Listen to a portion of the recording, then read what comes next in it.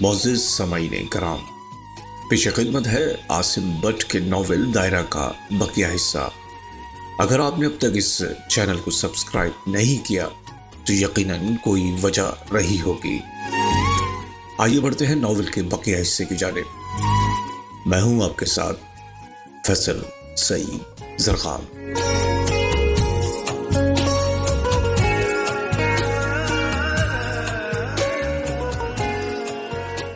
کچھ ایسے ہی دنوں میں اس نے سگریٹ نوشی شروع کی، چرس نوشی کا تجربہ کیا اور شراب کا مزہ چکھا۔ اور جب اسے بی کام کیے 1.5 برس ہونے کو آیا تھا، ایک روز اسے ایک ادارے کی طرف سے انٹرویو کا بلاوا آیا۔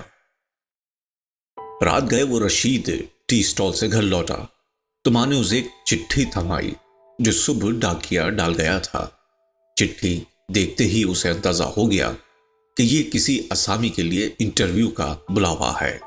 ایسی چٹھیاں اسے کتنی ہی بار ملی تھیں۔ شروع میں ضرور ایسی چٹھیوں کو وصول کر کے اس کا دل زور زور سے دھڑکنے لگتا اور سانس تیز ہو جاتی، مگر اب ہر شے پر بے اعتنائی کی یخ بستگی اور گرد چھا گئی تھی۔ چٹھی کو دیکھ کر البتہ اسے تعجب ضرور ہوا۔ عرصہ ہوا تھا اس نے کسی اسامی کے لیے کوئی درخواست نہیں بھیجی تھی۔ پھر یہ چٹھی، یہ سفید رنگ کا لفافہ تھا۔ ایک کنارے سے اسے پھاڑا، اندر ہلکے آسمانی رنگ کا موٹا کاغذ تھا جس کی پیشانی پر امیجز لکھا ہوا تھا۔ نیچے باریک لفظوں میں رقم تھا، این ایڈورٹائزنگ ویژن۔ برابر ہی ایک گلابی اور نیلے رنگ سے بنا ستارے کے جیسا لوگو چھپا ہوا تھا۔ نیچے اس صفحے کے درمیان انگریزی میں مختصر عبارت لکھی تھی جو اسے ملنے والی اس نوعیت کے پچھلے تمام خطوں سے خاصی مختلف اور غیر رسمی تھی۔ اسے کاپی رائٹر کی اسامی کے لیے بلایا گیا تھا۔ اسے عبارت پڑھنے میں لطف محسوس ہوا، پھر شاید اس لیے کہ ہلکے آسمانی رنگ کے کاغذ پر چھپے سیاہ حروف دیکھنے میں بھلے معلوم ہوتے تھے، یا پھر اس لیے کہ بہت دنوں سے اسے ایسا کوئی خط نہیں ملا تھا اور یہ تبدیلی اسے خوشگوار معلوم ہوئی تھی، یا کوئی بھی اور وجہ ہو سکتی تھی کہ اس کے باوجود کہ اسے نوکری ملنے کی چندہ امید نہیں تھی۔ چٹھی پڑھتے ہی بس گھڑی بھر میں اس نے سوچ لیا کہ وہ انٹرویو دینے جائے گا، بھلے ہی اسے منتخب نہ کیا جائے۔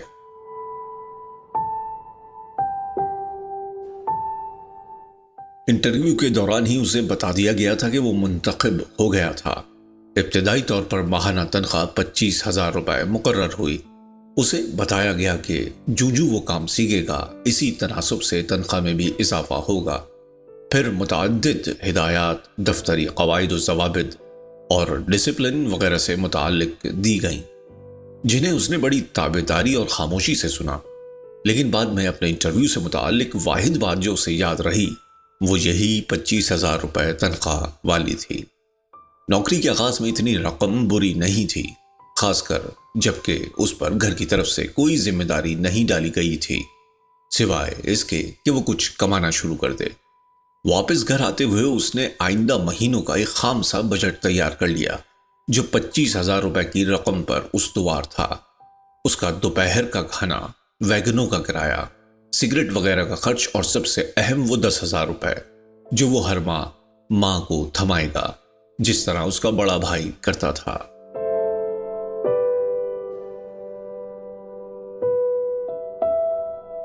ابتدا میں اسے خاصی مشکل پیش آئی، کچھ بھی پلے نہ پڑتا تھا کہ کاپی رائٹنگ آخر ہے کیا بلا۔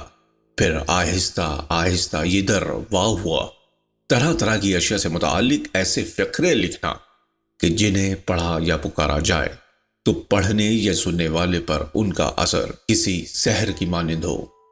اسے کاپی رائٹنگ کہا جاتا ہے۔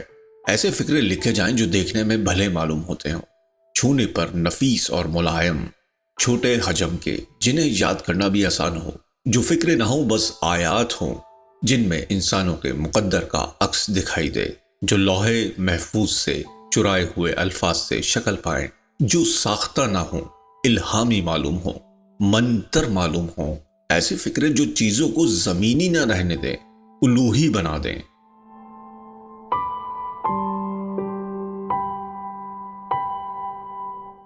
چیزوں کو بیچنے کے لیے فکرے لکھتے لکھتے وہ غیر معلوم طور پر اندر ہی اندر ایسا سوچنے لگا کہ ہر شے جو بکاؤ ہے وہ ایک بہترین کیپشن کے ساتھ تخلیق ہوئی ہے۔ اس کیپشن کو وہ شے بنانے والا تو دریافت نہیں کرتا، کاپی رائٹر دریافت کر لیتا ہے۔ دوسری بات وہ یہ سمجھا کہ ہر وہ شے جس کے لیے اچھا کیپشن لکھا جا سکے وہ بکاؤ ہے یا ہو سکتی ہے۔ تو اس نے دل کی گہرائیوں میں چھپے جذبے کو کھود نکالا اور ان پر فقرے لکھے، اپنی یادوں کو ایک ایک کر کے سامنے لا کھڑا کیا اور ان پر فقرے لکھے۔ اس نے اپنے آس پاس انسانوں پر نگاہ کی اور ان پر فقرے لکھے، اور آخر میں خود اپنے آپ کو دیکھا اور خود پر فقرہ لکھا۔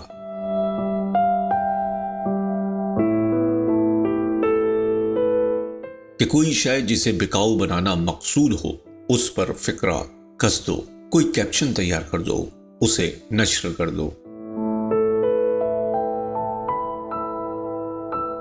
پہلے دن وہ جس کرسی اور میز پر بیٹھا تھا اگلے 5 برس وہیں گزار دیے، وہیں کھڑکی کے برابر کرسی پر جہاں عقب میں دیوار پر بڑی گھڑی ٹنگی تھی اور سامنے دیوار کے ایک طرف دروازے سے آرٹ روم میں نظر پڑتی تھی۔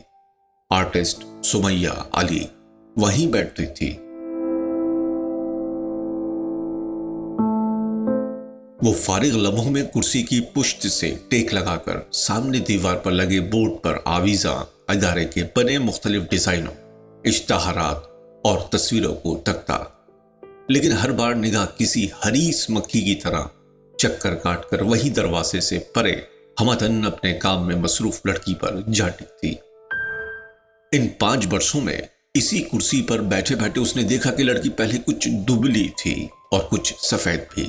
وقت کے ساتھ ساتھ اس کے اعصاب ڈھل کے اور جسم میں بھراؤ آیا، جلد کی سفیدی میں سرخی کی جھلک نمایاں ہوئی اور بال ایک چٹیا سے گھٹتے ہوئے ترشی صورت میں گردن سے اوپر تک باقی رہ گئے، جنہیں وہ ہمیشہ کندھوں پر بکھرائے رکھتی۔ اس تمام مدت میں وہ خود بھی خاصا بدلا۔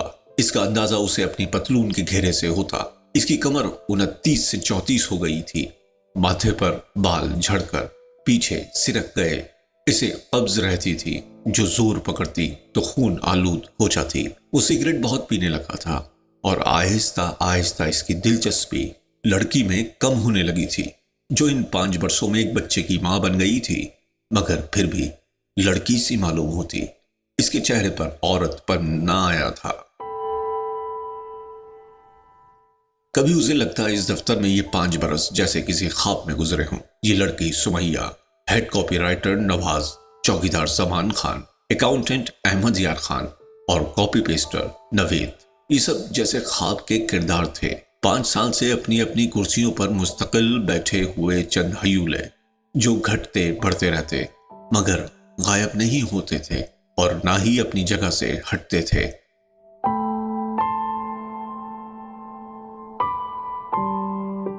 ہر بار ایک سی چیزوں کے اشتہارات، ایک سے کلائنٹ اور ان کے ایک سے مطالبے۔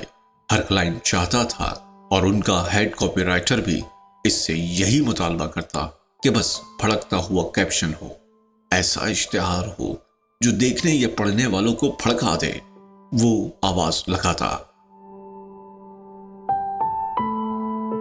اے لوگو، اے صاحبو، اے گاہکو، سنو، میری طرف دیکھو، یہ جو شے میرے ہاتھ میں ہے اسے دیکھو، میں تمہیں کچھ بتانا چاہتا ہوں، میرے پاس آؤ، میرے نزدیک اور نزدیک۔ کیا تم اس خوبرو لڑکی کے لیے بھی نزدیک نہ آؤ گے جو اس شے کے برابر کھڑی مسکراتی ہوئی تمہیں دیکھ رہی ہے؟ دیکھو تو یہ تمہارے لیے کیسی سج دھج کر آئی ہے، کیسے بال بنا کر، ہونٹوں پر لپسٹک لگا کر اور کیسے جادوئی کپڑے پہن کر، جن میں اس کا مدہوش کر دینے والا جسم چھپتا بھی ہے اور نہیں بھی، دکھتا بھی ہے اور نہیں بھی۔ جو شے یہ تمہیں دکھانا چاہتی ہے کیسی عمدہ اور کرامت ہے، جیسے اسے بس تمہارے لیے ہی بنایا گیا ہو، تمہارے خوابوں اور تمہاری خواہشوں کے عین مطابق۔ اسے چھو کر دیکھو، اسے خرید اسے ایک بار استعمال تو کرو، قسم سے کہو گے کہ واہ کیا بات ہے، ضرور کہو، تمہیں خود یقین آ جائے گا۔ میری بات پڑھنے سے اس خوبرو حسینہ کی الوہی مسکراہٹ پر تو یقین ہے کیا نہیں؟ اس کا حسن مصنوعی، اس کی بات بے وزن، اور جس شے کو یہ برائے فروخت پیش کر رہی ہے وہ غیر معیاری ہے۔ میری بات مان، یہ شے خریدو، اسے بھول جاؤ، اسے خریدو۔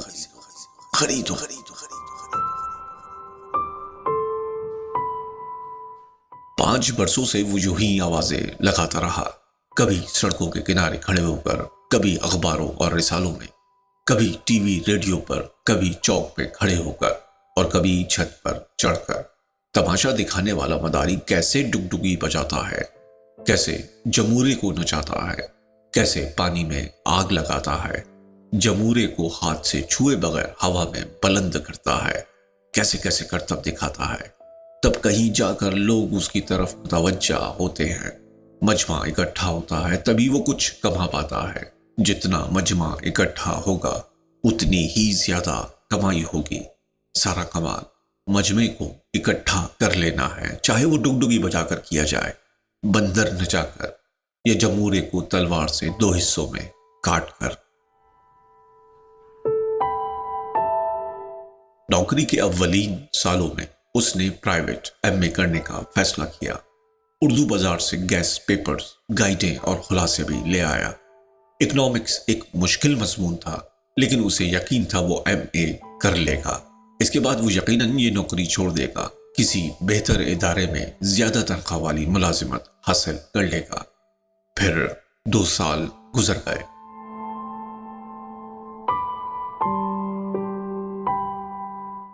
اس سے تیاری نہ ہو سکی۔ وہ شام کو تھکا ماندہ گھر لوٹ کتاب کھول کر پڑھتا تو کچھ بھی پلے نہ پڑتا، حتیٰ کہ کتاب کھولنے کو ہی جی نہ کرتا۔ کوئی ایسا مضمون ہونا چاہیے جس کے لیے اسے زیادہ محنت اور مطالعہ درکار نہ ہو، جس کے لیے کسی ٹیوشن کی بھی ضرورت نہ پڑے۔ پھر اس نے ارادہ بدلا اور پنجابی میں ایم اے کرنے کا فیصلہ کیا۔ ایک دوست سے جس نے اسے مضمون میں یونیورسٹی سے ریگولر ایم اے کیا تھا، اس نے نوٹس بھی حاصل کیے، پھر تیاری شروع کی، لیکن کچھ ہی دنوں میں یہ نشہ بھی اتر گیا۔ شام کو گھر لوٹ کر کچھ دیر ٹی وی دیکھتا، پروگرام اچھا ہوتا، کوئی ڈرامہ یا انگریزی فلم چل رہی ہوتی تو رات گئے تک ٹی وی کے سامنے بیٹھتا، پھر اپنے کمرے میں آ کر کچھ دیر ایم اے کا نصاب پڑھتا، جو ذہن کو تھکا دینے والا عمل ہوتا۔ کچھ دیر نسوانی ڈائجسٹ کا مطالعہ کرتا، جو ماہ بماہ اسے باقاعدگی سے موصول ہوتا۔ ہر ماہ چھپنے والی آپ بیتیاں اس کی توجہ جذب کر لیتی، حتیٰ کہ رات 12-1 بجے وہ محض اس خدشے سے ڈائجسٹ مجبوراً بند کر کے سو جاتا کہ کہیں صبح وقت پر آنکھ نہ کھل سکے اور دفتر سے دیر ہو جائے۔ ابتدائی طور پر اس نے اپنی سی کوشش کی کہ کم از کم نصاب کا اتنا حصہ ہی پڑھ لے جو گیس پیپرز میں شامل تھا، اور ان تمام اہم موضوعات پر سرسری نگاہ دوڑا لے جن سے متعلق عموماً امتحان میں سوال پوچھے جاتے تھے۔ لیکن جو وقت گزرتا گیا، دفتر سے لوٹنے پر تھکن کا احساس بھی بڑھتا گیا۔ ٹی وی پر جو اپنی بے روزگاری اور اس سے پیشتر طالب علمی کے دور میں بھی وہ شاذ ہی دیکھ پاتا تھا، نت نئے دلچسپ پروگراموں کے سلسلے شروع ہو چکے تھے جو رات گئے تک اسے اٹھنے نہ دیتے۔ نسوانی ڈائجسٹ کے علاوہ اس نے ایک ہفتہ روزہ میڈیا جو ایڈورٹائزنگ سے متعلق تھا لگوا لیا۔ یہ خاصا سستا مگر انتہائی معلوماتی اور دلچسپ رسالہ تھا۔ 150 روپے فی پرچہ قیمت تھی، اور یہ 120 صفحوں پر مشتمل ہوتا جو سبھی رنگین تھے۔ بیشتر صفحات پر اشتہار ہوتے، ایک سے بڑھ کر ایک حسین چہرے والی ماڈل لڑکیوں سے بھرے یہ صفحات جگمگ جگمگ کرتے اور اس کی نظروں کو آگے سرکنے ہی نہ دیتے۔ ابھی پچھلے شمارے کا نشہ نہ اتر پاتا اور وہ اسے ٹھیک طرح سے دیکھ ہی نہ پاتا کہ اگلی جمعرات کو کھٹاک سے نیا شمارہ ڈاک کے ذریعے اسے پہنچ جاتا۔ کبھی کبھار وہ دفتر کا کام گھر پر لے آتا، ٹی وی سے فارغ ہو کر رات 1-1:30 بجے تک دفتر کا کام کرتا، پھر سو جاتا۔ یوں آہستہ آہستہ اس کا معمول کچھ ایسی صورت اختیار کر گیا کہ نصاب پڑھنے کے لیے کم سے کم وقت باقی رہ گیا۔ پرائیویٹ امیدواروں کے لیے ضمنی امتحانات کے داخلے شروع ہوئے۔ تو اس نے داخلہ فیس جمع کروا دی، رول نمبر سلپ اور ڈیٹ شیٹ بھی موصول ہوئی، مگر اس باعث کہ اس کی تیاری ناکافی تھی، وہ امتحان دینے ہی نہ گیا۔ اگلے سال پھر سے داخلے شروع ہوئے، مگر تب اس نے داخلہ فیس جمع نہ کروائی۔ گزشتہ 6-7 ماہ سے وہ دفتر کی بے تحاشا مصروفیات کے باعث کچھ بھی نہ پڑھ سکا، جس کے نتیجے میں اسے وہ سب کچھ بھی صحیح طور پر یاد نہ رہا تھا جو پچھلے برس بڑی محنت سے پڑھا اور ازبر کیا تھا۔ لیکن ایم اے کرنے کا ارادہ پھر بھی قائم رہا۔ تیسرے برس بھی وہ امتحان نہ دے سکا۔ دفتر میں اس کی تنخواہ بڑھنے کے ساتھ ساتھ ذمہ داریاں اور مصروفیات بھی بڑھ گئی تھیں۔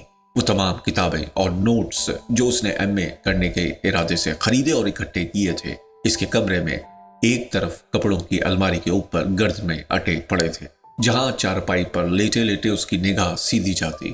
تب وہ اداسی کے ساتھ اپنی زندگی کے بیکار معمولات کے بارے میں سوچتا، اسے بڑی بے مائگی کا احساس ہوتا اور وہ ایم اے کرنے کے اپنے کمزور ارادوں کو جھنجھوڑتا، مگر ان میں جان نہ رہی تھی۔ کبھی کبھار البتہ غیر معلوم وجوہات کی بنا پر اس کے ارادوں کے تنے مردہ میں اچانک زندگی کی لہر دوڑ جاتی اور وہ پھر سے ایم اے کے امتحانات کا ڈول ڈالنے کی فکر کرتا۔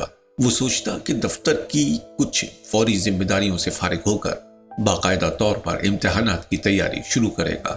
جو کبھی اس نے پہلے پڑھ لیا تھا اسے تو بس سرسری طور پر ہی دیکھنا پڑے گا، جبکہ باقی نصاب پڑھنے کے لیے زیادہ سے زیادہ 4 ماہ کی مہلت درکار ہوگی، یا بہت زیادہ بھی ہو تو 6 ماہ۔ سو اگر وہ 2 ماہ تک جو خود کو فارغ کر کے پھر سے پڑھائی شروع کر دے اور روزانہ زیادہ نہ صحیح 1.5-2 گھنٹے ہی اس کام کے لیے وقف کرے، تو اگلی برس ستمبر تک جب ضمنی امتحانات کے داخلے شروع ہوں گے وہ نصاب کو ایک بار پھر بغور پڑھ چکا ہوگا۔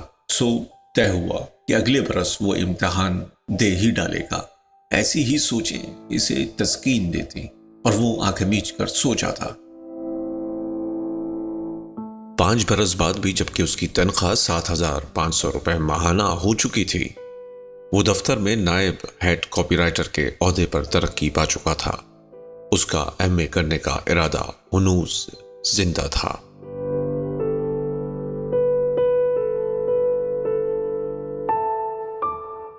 نورین نے دور ہی سے خالی کرسی دیکھ لی۔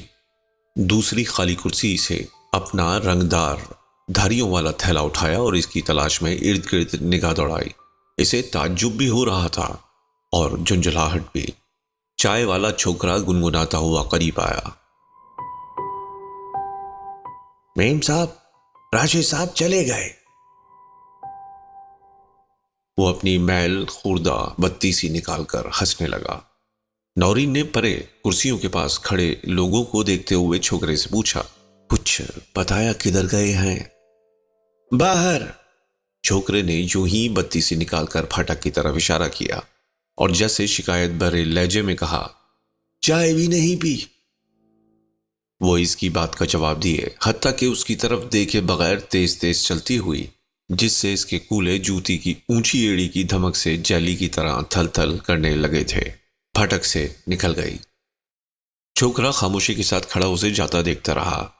وہ یوں مبہوت ہو کر دیکھ رہا تھا جیسے وہ اس کے علاوہ کسی شے کو دیکھ رہا ہو، حتیٰ کہ اس کے پھٹک سے نکل جانے کے باوجود خلا میں تکتا رہا، پھر منہ کھول کر ہنسا اور سر کو لہرا کر گانے لگا، پانی دا بلبلا، او ہو پانی دا بلبلا۔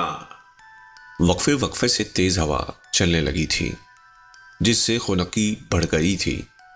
نورین نے تھیلے میں سے اسکارف نکالا اور اچھی طرح سے سر اور کانوں کے گرد لپیٹ لیا۔ کھڑکی میں وقت دیکھا، 1:20 ہوئے تھے۔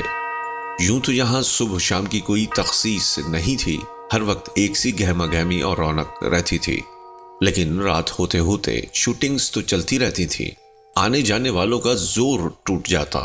اسے راشد کا سوچ کر جھنجھلاہٹ ہو رہی تھی۔ تھوڑا سا انتظار ہی کر لیا ہوتا، اکیلا گھر جانے سے تو رہا۔ وہ جانتی تھی گاڑی کی چابی اسی کے پاس تھی، لیکن شک رفع کرنے کے لیے اس نے تھیلے میں ہاتھ ڈال کر ٹٹولا، چابیوں کا چھلا روشنی میں لا کر ملاحظہ کیا۔ اطمینان ہو گیا کہ وہ گاڑی لے کر نہیں جا سکتا، یہیں کہیں ہوگا۔ اس نے چھلا واپس تھیلے میں ڈالا اور گردن پھرا پھرا کر ہر طرف تکنے لگی۔ اس کی یہی عادت بری ہے، اس نے جھنجھلاتے ہوئے سوچا وہ موبائل بھی نہیں رکھتا تھا کہ اس سے رابطہ کر کے اس کے مقام کے بارے میں پوچھ لے۔ اس نے یاد کیا کن کن موقعوں پر راشد نے ایسی ہی غیر ذمہ داری اور غیر حاضر دماغی کا ثبوت دیتے ہوئے اسے پریشان کیا تھا۔ کیسے وہ اس روز اپنی فلم جرم کے مہورت کے موقع پر یوں ہی بنا بتائے چلا گیا۔ پوری تقریب اس کے انتظار میں رکوانا پڑی۔ پھر پتا چلا کہ گھر گیا تھا اپنی سگریٹ لینے۔ سگریٹ تم بازار سے بھی تو خرید سکتے تھے، نورین نے اپنی برہمی چھپاتے ہوئے بھینچی ہوئی آواز میں پوچھا تھا۔ لائٹر کا کیا کرتا، وہ تو میز کی دراز میں ہی تھا۔ ایسی منطق کا اب کیا جواب دیا جائے؟ کیسے اسے سمجھایا جا سکتا تھا کہ سگریٹ کے ساتھ لائٹر بھی بازار سے؟ لیکن خیر وہ ایسا ہی تھا، اور نورین اسے کسی بھی حالت میں قبول کرنے پر خود کو آمادہ پاتی۔ نورین نے گرم شنیل کی شلوار قمیض پہنی ہوئی تھی جو اتنی سردی کی تاب نہ لا پا رہی تھی، اور شلوار ہوا کے جھونکوں کے ساتھ اس کی ٹانگوں کے کھڑے بالوں کے ساتھ چپک جاتی۔ وہ کار پارکنگ کی طرف گئی، یہ سوچ کر کہ شاید وہ بھی وہیں ہو، لیکن وہ بھلا اس طرف کیوں جانے لگا؟ اگر ادھر گیا بھی تو سیدھا مین گیٹ کی طرف سے ہو کر ہی جا سکتا تھا۔ وہ ٹھٹک کر مڑی اور مین گیٹ کی طرف چل دی۔ تبھی اسے حمید اختر اپنی طرف آتا دکھائی دیا۔ وہ ایک نووارد اور مفلوق الحال مگر اچھا گیتکار تھا۔ دور ہی سے نورین کو دیکھ کر اس نے ہنستے ہوئے سر کو جھکا کر سلام کیا، پھر قریب آ کر مؤدبانہ لہجے میں بولا، نورین جی آپ کیسی ہیں، اور یہاں سردی میں خیر تو ہے؟ بس ایسے ہی، اصل میں حمید صاحب آپ ابھی گئے نہیں؟ اس سوال کے جواب میں وہ کھیکی کر کے ہنسنے لگا اور سر جھکا کر اپنے پیروں کو تکنے لگا۔ وہ بولی، راشد کو تو نہیں دیکھا آپ نے؟ جی ہاں، وہ یکدم سر اٹھا کر مستعدی سے بولا، کیوں نہیں، ادھر شہدود کے درختوں کے پاس کار پارکنگ کے ساتھ۔ کچھ دیر پہلے میں نیاز صاحب سے ملنے گیا تھا، وہ نئی فلم شروع کر رہے ہیں تو میں نے سوچا کہ ان سے مل لینا چاہیے۔ جوہر شناس انسان ہے، کیا پتا ان کے دل میں اتر جائے میری بات۔ تو راشد نیاز صاحب کے پاس ہیں کیا؟ نہیں جی، نیاز صاحب تو نہیں آئے، کافی لوگ ان کا انتظار کر رہے تھے، وہ کراچی گئے ہوئے تھے نا، تو آج۔ راشد کو آپ نے کہاں دیکھا؟ اوہ معاف کیجیے گا، وہ پارکنگ کے ساتھ۔ جی آپ نے بتایا کہ اس کے ساتھ والا پارک۔ جی ہاں، وہی بینچ پر۔ کب دیکھا؟ تھوڑی دیر پہلے۔ میں نے پوچھا اتنی سردی میں کیوں بیٹھے ہیں آپ تو؟ وہ خاموش ہو گیا، کچھ توقف کے بعد بولا، شاید اگلی فلم کے رول کے بارے میں سوچ رہے تھے۔ دائرہ کی شوٹنگ تو آج ہی ختم ہوئی ہے، بڑی چلے گی یہ فلم اللہ نے چاہا تو۔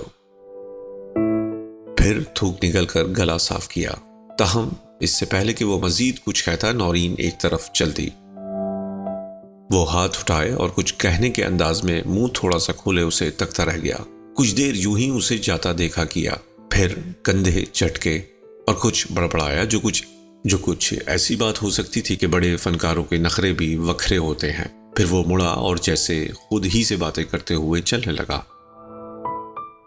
بڑی مہربانی آپ کی، آپ جیسے بڑے آرٹسٹ ہم جیسے ایرو ویرو سے بات کر لیتے ہیں، اتنا ہی کیا کم ہے؟ روڑی کی بھی سنی جاتی ہے، کبھی ہماری بھی سنی جائے گی تو ہم بھی نخرے کریں گے، کسی کو سلام کیے بغیر روک لیں گے، اور پھر اجازت لیے بغیر، بلکہ کچھ بھی کیے بغیر چل دیں گے۔ کون مائیکا لالا ہمارا کچھ بگاڑ سکتا ہے؟ وہ جانتی تھی پارک میں تنہا بیٹھا وہ کیا کر رہا ہوگا، کچھ بھی نہیں۔ آج آخری ٹیک تھی، اتنے دن جس کردار کے ساتھ رہا اسے الوداع کہہ رہا ہوگا، ہمیشہ کی طرح۔ اس کی یہی حرکتیں تو تھیں جس پر اسے جھنجھلاہٹ ہوتی، مگر پیار بھی آتا تھا، کیونکہ یہی تو وہ خلا تھا جہاں اس کی گنجائش بنتی تھی، جہاں عورت اپنے ہی مرد کے ساتھ ماں بن کر اپنے اور اس کے تعلق کو مکمل کر لیتی ہے۔ عورت اور ماں بس ایک ہی انسانوں کے درمیان تعلق ہے، ماں اور بچے کا تعلق، جو اس کا راشد کے ساتھ تھا۔ اب وہ جا کر پیار سے خفا ہوگی کہ وہ اسے بنا بتائے یہاں کیوں آ گیا، حالانکہ وہ جانتی ہے کہ وہ ایسا ہی ہے، لیکن وہ اس بات پر بھی خفا ہوگی کہ اتنی سردی میں یہاں درختوں کے بیچ بیٹھا ہے، نزلہ زکام ہو گیا تو پھر اصرار کے ساتھ اسے وہاں سے اٹھائے گی اور گھر لے چلے گی اور اجلت میں چلتے اور تیز ہوا کے خلاف اسکارف کو بار بار چہرے کے گرد لپیٹتے ہوئے اسے اپنی سہیلی نسرین یاد آئی، جو ایک بزنس مین کی بیوی تھی۔ پہلے کبھی فلمیں کرتی تھی، لیکن ادھر چند برسوں سے شادی کر کے ایک خانہ دار عورت بن چکی اور شوہر اور بچوں کے ساتھ ناروے میں سیٹل تھی۔ سال 2 سال بعد کبھی ادھر چکر لگاتی تو اس سے ملاقات ہو جاتی۔ اداکاری تو ایسی ہی تھی اس کی، لیکن وہ خوبصورت بہت تھی، بغیر کسی شک کے۔ نورین نے جیسے خود ہی کو قائل کرنے کی کوشش کی۔ نسرین مذاق مذاق میں کہا کرتی تھی کہ ایسے ہینڈسم اور مشہور شوہر کے لیے تو میں اپنے جیسے کئی شوہر چھوڑ سکتی ہوں۔ بظاہر یہ بات مذاق ہی میں کی جاتی، لیکن ہر بار جب وہ ایسا کہتی تو نورین کے اندر کچھ اپنی جگہ سے کھسکنے لگتا۔ وہ جانتی تھی نسرین یہ بات یوں ہی نہیں کر رہی تھی۔ شادی سے پہلے جن لڑکیوں نے راشد پر ڈورے ڈالنے کا ہر جتن کر مارا تھا، ان میں ایک وہ بھی تھی۔ جب اس پر داؤ نہ چلا تو ایک بزنس مین کو پھنسا اور انڈسٹری چھوڑ کر ناروے جا بیٹھی۔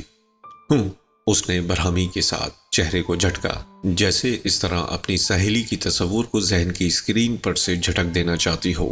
اس کا جی چاہتا تھا کہ بس اڑ کر اس تک پہنچ جائے۔ تبھی اس نے دور پارک میں راشد کو بیٹھے دیکھا۔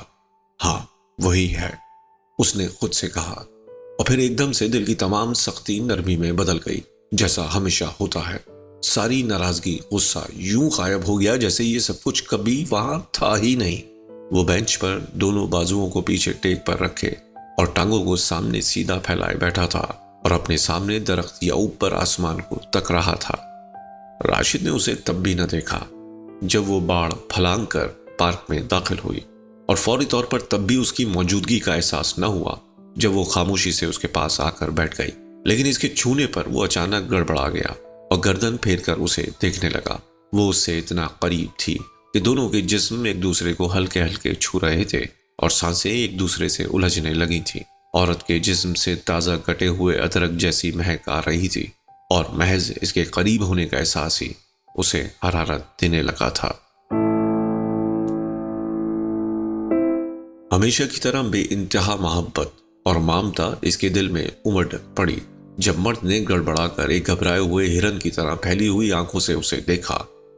وہ اس کا شوہر ہی تو نہیں تھا، اس کا محبوب بھی تھا، اور بھلا وہ ایسا اسے ستانے کے لیے تھوڑا ہی کرتا تھا۔ وہ ایک آرٹسٹ تھا اور ہمیشہ سے طبیعت کا ایسا ہی الجھا ہوا، غیر مطمئن اور تشنا کام۔ تم یہاں آ گئے، میرا انتظار تو کیا ہوتا، نورین یوں ہی مصنوعی غصہ دکھاتے ہوئے بولی۔ وہ اسے خاموشی سے تکتا رہا۔ وہ جانتی تھی اسے کوئی جواب نہیں ملے گا۔ کچھ توقف کے بعد بولی، میں 5 منٹ میں ہی واپس آ گئی تھی۔ تم تو میرا بیگ بھی وہیں چھوڑا ہے، کوئی اٹھا کر لے جاتا تو؟ میرا موبائل تھا اس میں، پتا ہے کتنی مشکلوں سے تمہیں ڈھونڈا۔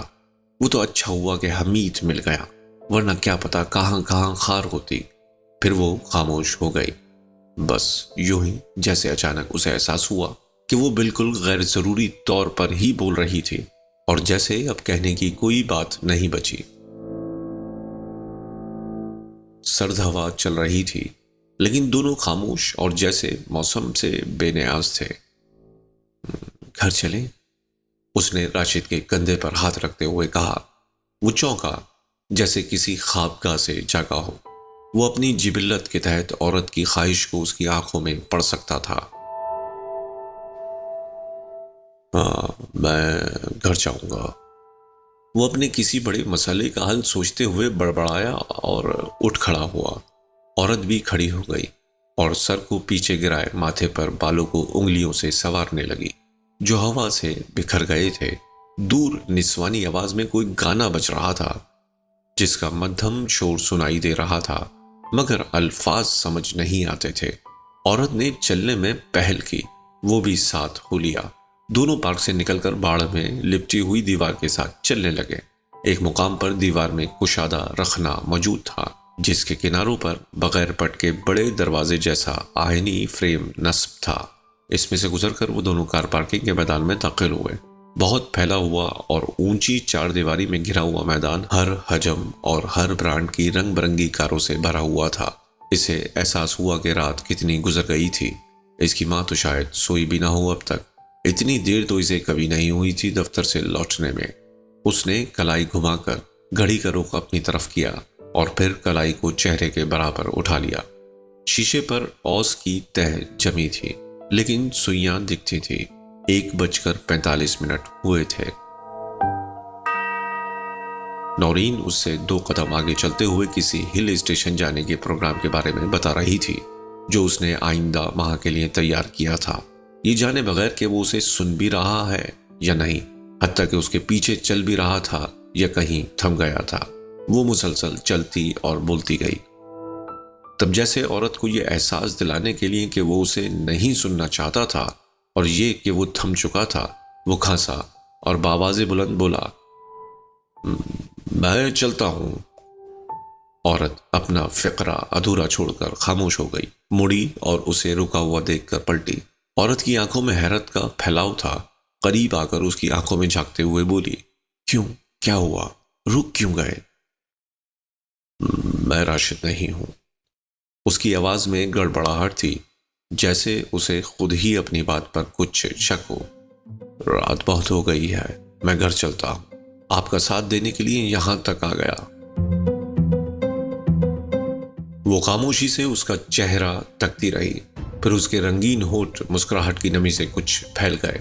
پورا چہرہ اس خفیف سی مسکراہٹ سے تربتر ہو گیا۔ مرد نے دل میں گھنٹیوں کا شور بلند ہوتے سنا۔ اسے لگا جیسے کوئی ماضی کی بھولی بھٹکی یاد تازہ ہو گئی ہو۔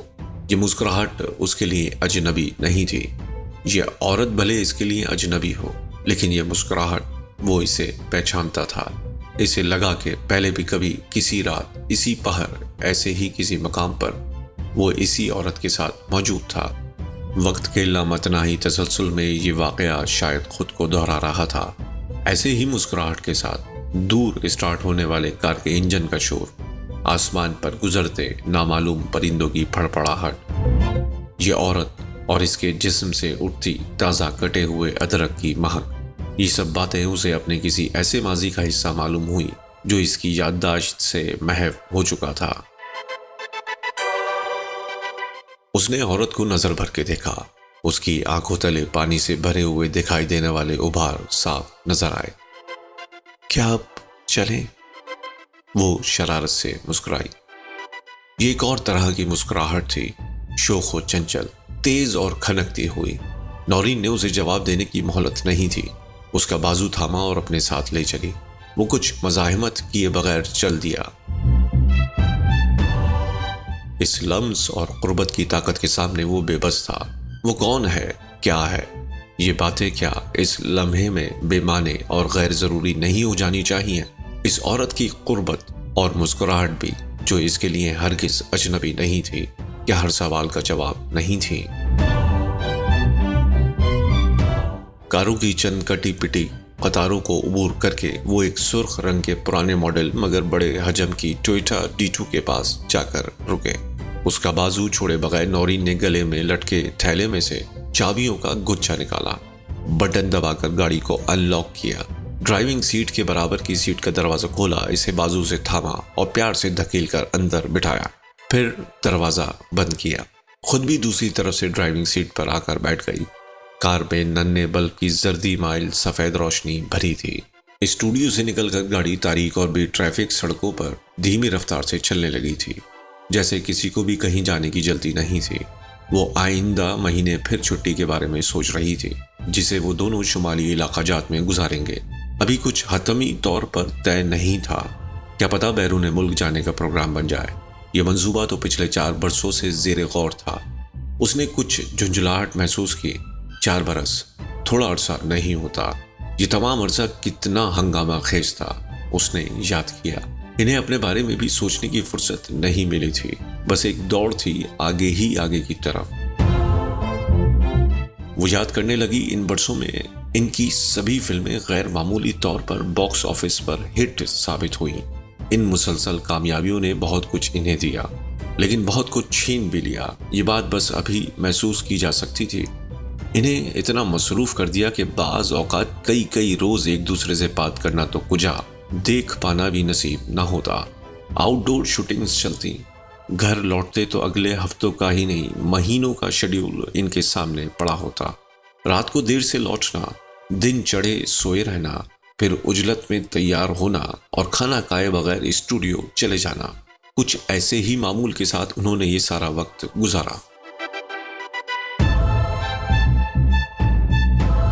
5 برس کچھ بہت مدت بھی نہیں، لیکن انہوں نے کریئر کی کتنی ہی منزلیں اس دوران میں مار لی تھی۔ ایک ساتھ ہی دونوں کا فلمی کریئر شروع ہوا۔ راشد پہلے سے اسٹیج کرتا تھا، فلمی دنیا میں وہ اکٹھے داخل ہوئے۔ تب کتنا وقت ہوتا تھا ان کے پاس ایک دوسرے کے لیے، پہروں ساتھ ساتھ بیٹھے رہنا، ڈھیروں باتیں کرنا، باتیں جو اچھے مستقبل کی تھیں اور گزرے ہوئے اچھے دنوں کی۔ وہ منصوبے بناتے، مستقبل کے خواب کو تعبیر دینے کی باتیں کرتے، وعدے وعید کرتے، کچھ بھی ہو وہ ایک دوسرے کا ساتھ نہیں چھوڑیں گے۔ آج وہ سب کچھ حاصل کر پائے تھے، دولت، شہرت، عزت، سبھی کچھ، وہ سب کچھ جس کی کبھی وہ خواہش کرتے تھے۔ انڈسٹری کے آسمان پر چمکتے ہوئے روشن ستارے، ان کی جوڑی فلم کی کامیابی کی ضمانت تھی۔ ان کا نام پڑھ کر ہی لوگ فلم دیکھنے لپ کے چلے آتے، لیکن ایسے لگتا تھا کہ ان بہت سی خوشیوں کے بیچ کہیں کوئی گہرا خلا موجود تھا، کہیں کسی مقام پر انہوں نے کوئی بہت قیمتی شے کھو دی تھی، اور یہ قیمتی اور بے پایہ شے ان کی آپسی قربت تھی۔ آج پیچھے مڑ کر دیکھنے پر زیاں کا احساس اس لیے بھی زیادہ شدید ہو جاتا کہ وہ اپنے آپ کو اس کا اصل ذمہ دار سمجھتی تھی۔ ان کی آپسی قربت اور سکون کی حفاظت کی ذمہ داری اسی نے اپنے سر لی تھی، لیکن کامیابی کی چکا چوند نے اسے بھی بوکھلا دیا تھا۔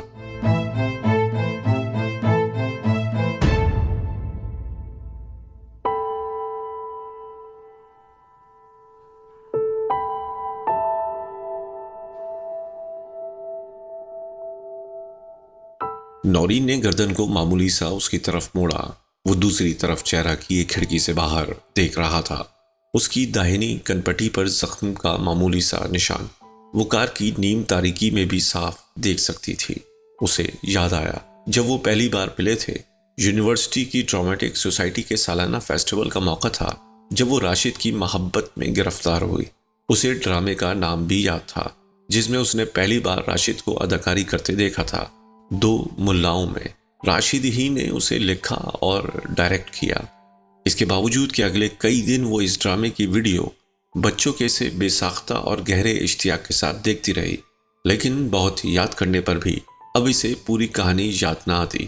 وہ تو بس راشد کو دیکھتی رہی، اس کے مکالمات کی ادائیگی، اس کے چہرے کے تاثرات کا ڈرامائی زیر و بم، اور کردار پر غیر معمولی گرفت، ہر قدم پر ایسی پختگی کہ لگتا نہیں تھا وہ محض یونیورسٹی کا ایک طالب علم تھا، مکمل فنکار تھا۔ کالج میں وہ بھی ڈرامہ کلب کی رکن رہی تھی، اداکاری اس کا بھی جنون تھی، لیکن اداکاری کا ایسا جھور اس نے اپنی عمر کے کسی لڑکے لڑکی میں نہ دیکھا تھا جیسا راشد کے حصے میں آیا تھا۔ یہ محبت کی ابتدا تھی اور وہ اس پر فریفتہ ہو گئی۔ اس میں چھپانے کی تو کوئی بات نہیں، وہ میرا آئیڈیل ہے، وہ بے تکلفی سے اپنے دوستوں سے کہتی۔ بہت تھوڑے عرصے میں یہ بات تمام یونیورسٹی میں عام ہو گئی، لیکن آخر تک جس کو اس کی خبر نہ ہو سکی وہ خود پسند، خاموش اور کم آمیز راشد تھا، جو ان دنوں اپنے ڈرامے 2 ملاؤں میں کے ملا کے کردار کو جو اس نے ادا کیا تھا، خود پر سے نوچ ڈالنے میں غلطاؤں پیچا تھا۔ میرے کردار مجھ سے چمٹے رہتے ہیں، کسی اور سے نہ ملو، کسی اور کی نہ سنو، میں کیسے ان کی مانوں؟ وہ اس کے جانے کس سوال کے جواب میں متانت، معصومیت اور اسرار بھرے لہجے میں بولا تھا۔ وہ خود ہی اپنے کردار کو تخلیق کرتا، پھر خود کو ان میں ڈھالتا، اور جب ایسا کر لیتا تو پھر کسی کھرنڈ کی طرح ریشہ ریشہ انہیں اپنے آپ سے کھرچتا، اور یہ بہت تکلیف دہ عمل تھا۔ اداکاری کی مصروفیت اس کی زندگی کا واحد محور تھی۔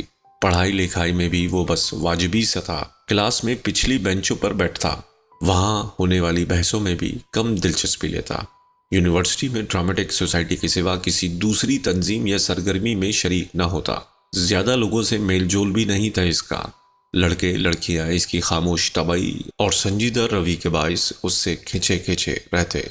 لیکن وہ بدمزاج بھی نہیں تھا، بس اپنے آپ میں گم رہتا تھا. اس کے برعکس نورین ہسمکھ، باتونی، شوخ اور ہلا گلا کرنے میں خوش رہنے والی لڑکی تھی. اس قدر تضاد ہونے کے باوجود وہ اسے بھا گیا. وہ اسے بے ضرر اور خوبصورت کوئل کی مانند لگتا جو باغوں میں تنہا کوکتی ہے اور اپنا دکھ کسی سے نہیں بانٹتی. وہ اس کے کرب کو اور خود اس کو اس کے ساتھ بانٹنا چاہتی تھی. اس کی قربت سے وہ اپنے آپ میں حرارت محسوس کرتی، فن کی حرارت جو زندگی سے زیادہ بے کراں اور شدید ہوتی ہے.